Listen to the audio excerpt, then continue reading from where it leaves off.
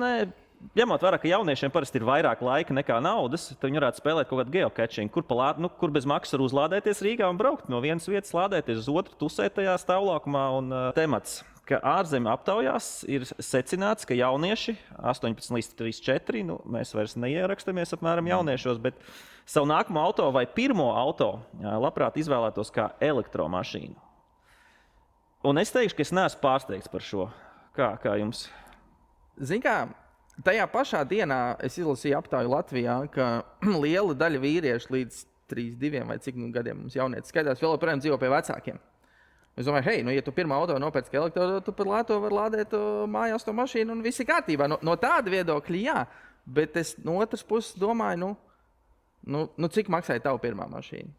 3150 lati, es atceros precīzi. Labi, Jāni, $800. Nu, redz, manējā bija 500 lati, man liekas. Un es domāju, tagad nopirkt jaunu elektroautotu kā pirmo, ap 20,000. Vislētākais elektroautorāts ir 20,000. Bet, un tad es iedomājos, kas varētu būt tāda vidējā pirmās automašīnas cena mūsdienās? Es domāju, kaut kur ap 5,000 eiro. Plus mīnus, tā, lai tev plus mīnus saprātīgi mašīnu varētu nopirkt. Un man likās, elektromašīnas jau vēl nevar nopirkt pa 5,000. Var. Kaut ko jau noteikti var atrast. Veca baterija un...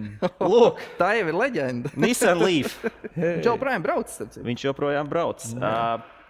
Tik tālu, cik elektriskais vats viņam pagarinātājiem ir. Tik tālu viņš var aizbraukt. Gandrīz vai. Nē, kaut kas, ja tā paskatās, vismaz sludinājumos bija rakstīts, ka var nobraukt ap 100 km, 100-130, tas nozīmē realitātē ziemā varbūt kāds 7-80. Pa kalnu lejā.